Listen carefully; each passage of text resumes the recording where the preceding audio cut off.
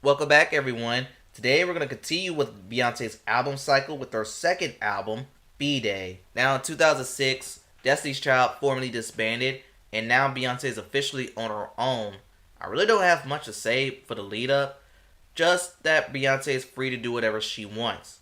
Let's just dive in. Before we begin, if you want to see music bios or more good videos like this, hit the subscribe button.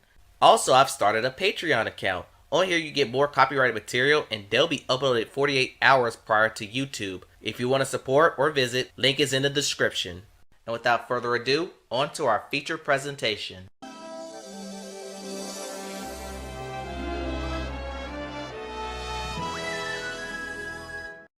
No lie, when I was writing the intro, I nearly said, welcome back everyone. Today I'm going to review Beyonce's second album, Deja Vu. Shouldn't be surprised because this was the album opener. The instrumentation is great with that opening bass line, and the rest of the production sounded like it could be released in the era of funk. Based on the content, it's literally a sequel to Crazy in Love. My opinion, I will take this over Crazy in Love. This is a good example of an album opener. Swizz Beatz comes in and produced this, and I wish I had more to say. It's nothing more of a song for the dance clubs, and I'm going to mention this now instead of the end where there's an extended version that looks like it's trying to create a dance craze, which in my opinion was underwhelming. At least 2011 made up for it, but this one's not bad, just underwhelming for me at least. Let me just say, the production in this is amazing as it's using the Soul Snatcher sample. No, this song isn't talking about the amazing Proud Family character. If you don't know what a sugar mama is, it's basically the opposite of a sugar daddy. But the problem is, Beyonce wasn't old enough to qualify as a sugar mama. And that boils down to the content, where if you need to spend money to keep a man around, that's a problem. I would take this on production alone and little else. For collaboration number 5, Beyonce uses the Betty Wright sample, and it's another Swizz Beatz production song. I forgot how big he was in the mid-2000s. And this is a song where Beyonce tells her man that she's the key to upgrade him and enjoy the luxury lifestyle she has. And by the end, the upgrade works with Jay-Z flexing about his jewelry, brand names, etc. and etc. And this might be the first song I heard where these two assert their power. And for me, again, production alone is fine, but it's not as great as many people put it up to it. All I'll say. There were a lot of people not happy with this song, as many felt like after the success of Deja Vu, this was considered a flop at the time. And I kind of hear why, but at the same time, I don't understand some of the hate. Let's start off with the positives. The sirens in the beginning, Beyonce distorted vocals, and later her angry vocals, which I praised back on Survivor. And then there's the content and speculation. It's where she has enough with this relationship, but will feel some type of way if he's spotted with another one. And that reigns jealousy. Now, there are speculations that it was possibly about Rihanna, which I don't believe not one bit, because Rihanna was 18 and Jay-Z was 37. It was nothing more of a tabloid rumor. Production vocals are fine, content is not, but I do think it's better than my least favorite song on the album. It mostly have to do with the production done by the Neptunes. Don't really know what this song's even about. Is it sensual? Is it a tease? But the one redeeming quality is the bridge, where she makes a Khalees and Erykah Badu reference. I like that much. But the song did nothing for me, and the same could be said for that 1-minute video she put out. This song was evidence of Beyonce stealing A-Marie's sound. Production is intense and percussion heavy. Not much to the content, but Beyonce encouraged everyone to get their Freakum dress on, which means sexy outfit.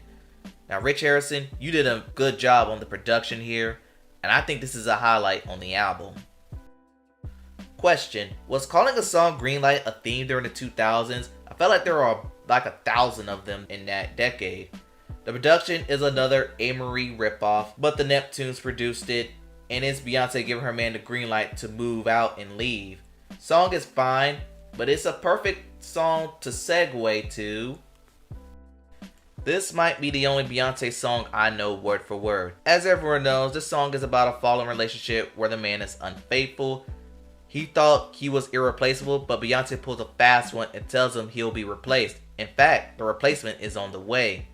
And there was some controversy around the writing of the song, albeit a minor one. We all know Ne-Yo wrote it, and he was going to keep it for himself, which will make the song worse, and then later give it to Chrisette Michele. But there were some issues on Beyonce's role with the writing, because Ne-Yo's credited solely, but the only credit Beyonce got was with the production as she compromised the melody. But outside of that, song's produced well, it held up, I could give it a pass here. This is a Beyonce deep cut where she's dealing with the breakup, where her man cheated, nothing more, nothing less. Production uses a Curtis Mayfield sample that I really love, and Beyonce's emotion is able to match the production. You could feel the pain in her voice, and this is a deep cut highlight, please check it out. Now after Resentment, Beyonce decided to give her fans 2 more songs that were deemed hidden tracks. Yes, this song was on Dreamgirls, and it's the only new song from that movie. If you watched that movie or my review on it, I highlighted that the song came in the movie where she feels like she's Curtis's pawn and he's not hearing what she wants. Like, her character loathed the Cleopatra movie, but Curtis wanted her to do it anyway.